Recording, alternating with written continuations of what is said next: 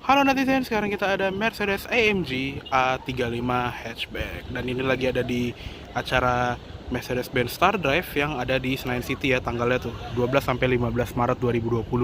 Yuk langsung kita masuk aja. Nah, kunci dia seperti ini, dia juga sudah menggunakan AMG keyless ya. Jadi nggak ada silver-silvernya, ini sporty banget ya, semuanya serba hitam, ada tombol lock dan unlock, dan dia juga sudah ada akses keyless entry. Jadi tinggal sentuh handle bagian dalam untuk membuka, dan untuk menutup tinggal sentuh guratan ini untuk mengunci. Nah, oke, yuk langsung kita masuk ke dalam. Nah, untuk di interior dia beda banget sama A200 yang pernah gue review sebelumnya ya. Jadi ini joknya beneran bucket seat dan dia tuh headrestnya menyambung, jadi bener-bener sporty. Dan dia juga bahannya Alcantara ya, nggak semuanya kulit. Dia ada red stitching, seatbeltnya juga menggunakan red seatbelt, ada side airbag, dan ada ini juga ya pengaturan untuk panjang mundur joknya. Dan yuk langsung kita masuk aja.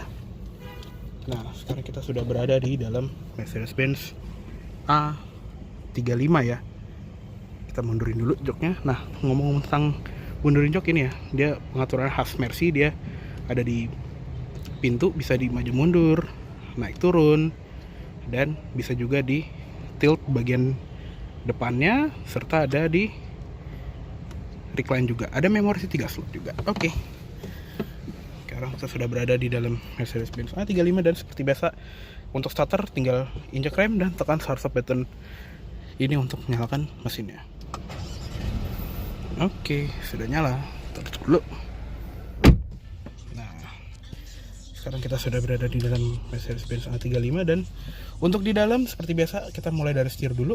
Nah, setirnya ini juga beda ya, dia menggunakan setir dari AMG dan ini sebelah kiri dan kanannya itu juga menggunakan bahan Alcantara, dan di bagian sisanya itu dia kulit. Dan ada ini juga ya red ring untuk kayak ngasih tahu kalau ini tuh posisinya lurus. Dan dia juga pengaturannya bisa tilt dan teleskopik. Terus di sebelah kiri ini ada tombol atau trackpad untuk mengatur layar sebelah kiri, dan ada tombol pengaturan serta cruise control dan trackpad untuk mengatur layar yang di depan pengemudi. Di sini juga pedal shiftnya lebih besar dan kayak rasanya tuh lebih enak gitu untuk ditekannya. Ada up down-nya juga. Terus yang sebelah sini itu untuk tuas lampu sen dan pengaturan wiper ya. Dia ada wiper belakang juga di sini, dan untuk washer tinggal pencet ujungnya. Dan di sebelah kanan ini untuk shifternya ya. Dia shifternya khas Mercedes-Benz yang zaman sekarang, tinggal injak rem dan dorong ke bawah full untuk masuk drive, dorong setengah untuk netral, dan untuk mundur itu dorong full ke atas. Nanti kamera mundur juga akan muncul, dan dia juga sudah ada adaptive guideline, serta gak cuma di kameranya doang ya, di sensor parkirnya juga ada adaptive guideline. Dan untuk masuk ke posisi P tinggal pencet ujungnya aja. Nah, untuk layar dia ini kelihatan agak beda ya sama A200 yang pernah gue review dulu. Jadi dia tuh layarnya kecil ya kalau dilihat, dan ini tuh yang masuk ke Indonesia ternyata dapatnya layar yang kecil seperti ini, mungkin untuk menekan cost. Dan kalau boleh ngasih tahu ya, di A-Class yang biasa itu juga sebetulnya ada yang versi layar kecil kayak gini. Gue pernah nemu di Mercedes-Benz car daerah ini, daerah mana sih itu namanya, Kuningan. Jadi ada satu yang stok A-Class biasa A200 tapi layar kecil kayak gini, lucu aja sih liatnya. Dan karena ini kecil tuh bezelnya jadi tebel banget ya, mungkin itu dia buat menekan cost, tapi nggak apa-apa. Nah, karena ini layarnya kecil jadi konten yang di display itu jadi lebih kecil ya. Nah, di sebelah sini tuh ada pengaturan untuk home-nya. Dari assistance kita ada Distronic Plus, kayak buat lane departure warning segala macem dan kawan-kawannya. Ada Bluetooth teleponi juga, ada navigation, terus ada AMG performance gauges. Nah, kalau AMG ini jadi tachometer. Terus scroll ke bawah lagi jadi ada TPMS-nya sama tekanan oli, suhu oli dan suhu gearbox ya. Terus ada ini mode berkendara, G-meter, dan boost meter, serta ada ini ya torsi meter dan power meter. Terus geser ke kanan lagi, dia ada trip meter. Nah, ini kalau trip meter jadi speedometer analog biasa atau tachometer biasa. Terus ada real time fuel consumption dan segala macam kayak trip meter dan bla bla bla. display radio, media, sama style gaugesnya. Kalau yang ini sport, kalau klasik dia jadi biru, serta ada yang khas AMG yaitu yang super sport. Nah kalau ini baru lebih pas untuk yang GS cuma satu, jadi tuh tachometernya bener-bener full on AMG. Nah lebih enak kelihatannya. Terus di sebelah style ada service, ini kayak informasi tambahan. Serta kalau tadi kita lihat ya, di sini ada menu heads up display. Nah ini untuk menu ngatur heads up display. Jadi ini kalau misalnya kelihatan ya, di sana juga ada tachometer dan speedometer digital. Di sini ada kayak distroniknya tadi sebelah kanan tuh, terus yang sebelah kiri ada kayak display netral kayaknya gear indicator, terus speedometer digital. Ini tachometer lagi, dan tachometer yang lebih besar. Ya mudah-mudahan kelihatan ya. Oke, lanjut lagi di sebelah sini juga ada gauge tambahan kayak untuk offset temperature. Di sini ada jam digital, fuel gauge, speedometer digital, dan gear indicator. Lanjut ke sebelah kanan. Di sebelah sini ada ventilasi AC yang bisa dibuka tutup diputer gini ya. Terus ada ini juga nih, pengaturan untuk lampu, dia sudah auto headlights, lampu utama, lampu senja, dan parking lights kiri kanan, rear fog lamp, dan untuk brightness panel instrumen. Serta yang di sebelah sini itu ada untuk electronic parking brake. Lanjut ke bawah, dia pedal juga sudah menggunakan AMG pedals yang bahannya metal, dan sebelah kiri juga ada footrest yang lumayan besar. Untuk di door trim ini juga kulit, dan di bagian sini ya Alcantara, handle-nya warna silver, ada lock unlock pintu, pengaturan spion dan pelipatan spionnya juga. Serta di sini ada all auto power windows dan ada window lock. Ada jahitan merah juga di sini. Ada cup holder dan door pocket, sama ada speakernya. Dia audionya yang biasa ya, bukan audio yang bermeister atau segala macem. Dan di sini juga ada seal plate dengan logo AMG. Untuk Twitter dia ada di sini. Terus di atasnya sini juga ada indikator untuk, bukan indikator ya, simbol untuk side curtain airbag. Lanjut ke atas, sun visornya warna hitam, dan ada cermin dan ada lampu riasnya juga. Spion tengah sudah auto dimming pastinya. Di sebelah sini juga ada tempat kacamata, dan ada sunroof ya, panoramic sunroof sih lebih tepatnya, kayak ini lumayan ke belakang. Dan ini yang nggak ada di A-Class biasa. Oke, kita tutup lagi. Nah di sini juga ada tombol-tombol untuk lampu-lampu ya. Jadi untuk lampu baca yang sebelah kanan, lampu baca sebelah kiri, dan khasnya Mercedes-Benz ya, lampu bacanya tuh di bawah spion tengah. Ada untuk nyalain lampu di belakang, dan untuk nyalain semua lampu. Nah ini juga lampunya sudah LED, tapi dia warnanya warm white ya, jadi nggak bikin silau. Sama ini yang ngikut pintu. Lanjut ke tengah, tadi ya dia layarnya seperti yang di sebelah pengemudi, dia lebih kecil layarnya, jadi dia nggak sebanyak informasi yang ada di A-Class yang pernah gue review. Jadi di sini ada phone, radio, navigation, media, comfort, ada seat kinetics juga, dan sudah ada ambient lighting ya.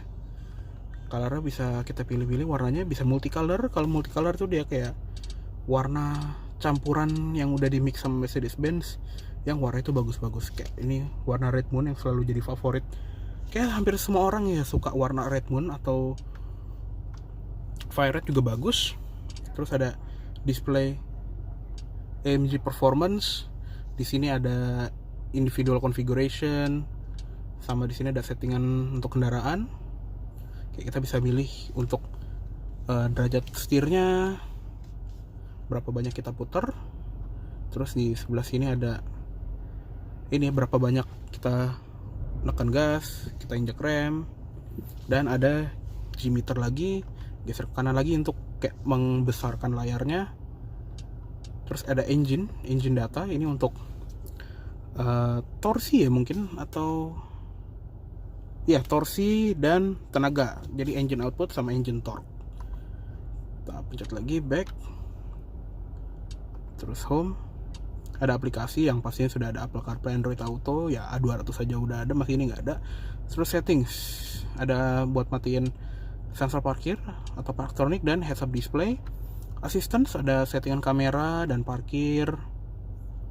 Terus bisa ganti-ganti suara volume sensor parkirnya, kayak volumenya sama bunyi kayak gitu. Active brake assist, attention assist, blind spot assist. Jadi sih sudah ada blind spot monitoring sistemnya. Terus di bagian vehicle ini ada winter tire limit, auto seat adjustment, acoustic lock, jadi pas kita kunci ada bunyi klakson gitu, auto locking kayak auto door lock mungkinnya. Terus ada auto folding mirror, standby mode, ke atas lagi ada lights, ini untuk ambient lighting, exterior lighting, surround lighting. Terus di sistem ada styles and display tadi untuk ganti-ganti display style di sini, control, lingotronic dan segala macamnya. Pokoknya lumayan banyak, cuma tapi karena dia layarnya jadi lebih kecil kelihatannya kayak lebih sedikit aja gitu kontennya ya. Ya lanjut ke bawahnya ada ventilasi AC 3 buah, start stop engine button. Terus ini untuk mematikan auto stop start biar mesinnya tetap nyala kalau lagi di lampu merah. Dan di bagian sini ada panel AC nya, dia sudah dual zone, nggak kayak di